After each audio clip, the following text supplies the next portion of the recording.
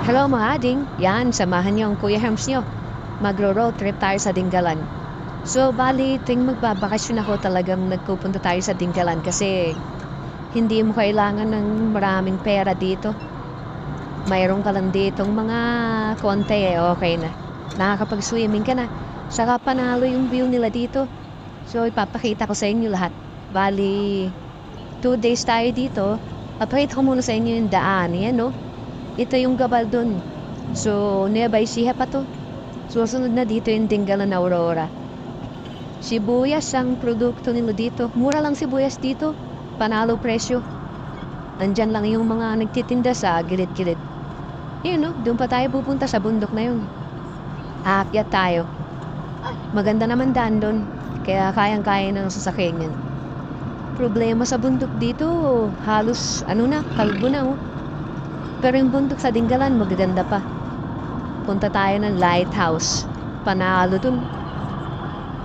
Yun no, dito kalbo na, Nueva Ecija pa to. So kapag kabila natin ang bundok na to, Aurora na yan. Dingalan Aurora. Magaganda yung mga dito, paliguan. Eto, bali, andito na tayo sa Dingalan. Palengke nila to, bibili tayo ng mga ulamin natin. Maganda presyo dito, kaya kung malaking sasakyan nyo, magdala na lang ng lulutuin. Kasi medyo mataas yung presyo dito, pero mas sasarap pa naman. Kasi mga bagong huli talaga. Yan no? Nakita na natin yung dagat. Hahanap lang tayo ng magandang pwesto. Doon tayo lagi nagpupunta sa Ute Gandang Haben. Panalo doon. Mura lang. Pagbabayad ka lang ng cottage, hindi ka na mag-entrance. Pwede na. Yan no? Ganda ng mga seafoods. Bili tayo ng isda tsaka seaweed. Masarap yung seaweed eh. Lalagyan mo lang ng kamatis tsaka asin, panalo na yun. Katalo na yun. Marami ng kanin ang uubusin nun. Yun no? Ang dami kung madami kang bangong pera. Ang dami mong mabibili. Yan yung seaweed Bibili tayo. 200 yata ang kilo niyan. Sabi nung nagtitinda, 200 daw. Pero bibili pa rin tayo kasi masarap naman yan. Panalo yan. Sa mga magbabakasyon dyan, dito na kayo sa Dingalan. 100% na recommended to. Budget friendly, tapos hindi ka talaga magsisisi sa view. Next time, share natin yung view natin dito. Maganda din. Prime video. Unahin lang natin tong road trip natin, syempre. Para sunod-sunod. Bukas share natin yung iba. Yan no, dami pa ng puno. Bundok to ng Sierra Madre.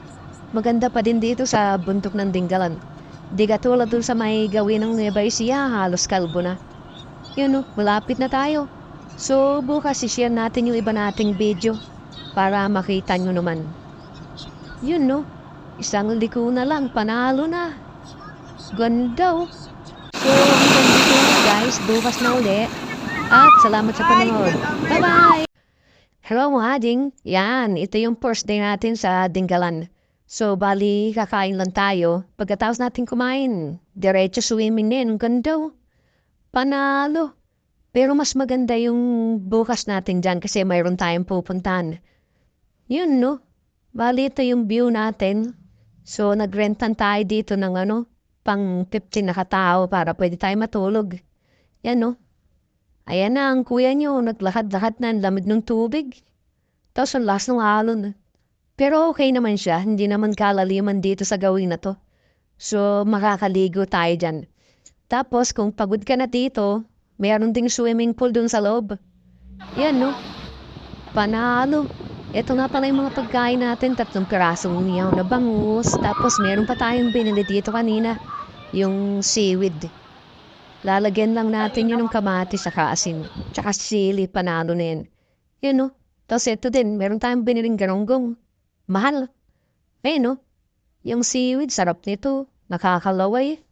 Gusto ko nang kumain Tapos meron din tayong mga chichirya, prutas, at yung bata na ayaw sumama sa akin. Yan, no? Ito yung panalo dyan, guys. Pakbet. Paborito ng kuya niyo yan. Yan, no? Hintayin natin. Tapos ito, kinilaw. Pupulutanin yan. So, sa kanila na yan, pakbet yan sa ating dyan. Tapos meron ding hotdog na inihaw yan. Itong hotdog, dali natin yan. Di natin binili dun yan. Yan, kainan na. Tingnan nyo naman, no? Pakbit lang ang kinuha. Panalo na yan. Marami ng kanin ang titibagin yan. So, hindi nga pala tayo maselan sa ulam kasi gulay ang hilig natin. Pakbet, puro gulay naman yun.